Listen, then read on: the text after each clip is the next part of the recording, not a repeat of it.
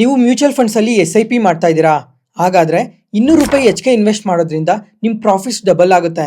ಹೇಗಂತ ಹೇಳ್ತೀನಿ, ಈ ವಿಡಿಯೋನ ಲೈಕ್ ಮಾಡಿ, ಟೂ ಬ್ರದರ್ಸ್ ಫಿನಾನ್ಸ್ ಚಾನಲ್ನ ಸಬ್ಸ್ಕ್ರೈಬ್ ಆಗಿ.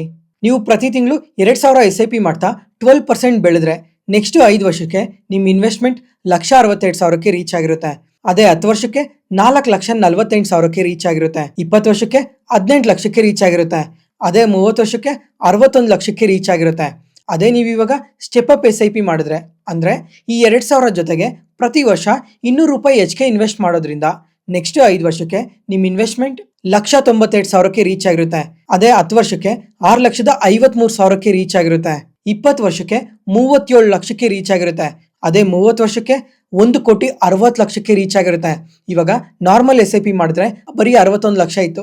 ಅದೇ ನೀವು ₹200 ಹೆಚ್ಚಿಗೆ ಇನ್ವೆಸ್ಟ್ ಮಾಡೋದ್ರಿಂದ ಅದೇ ಸೇಮ್ ಪೀರಿಯಡಲ್ಲೇ 1,60,00,000ಕ್ಕೆ ರೀಚ್ ಆಗಿರುತ್ತೆ.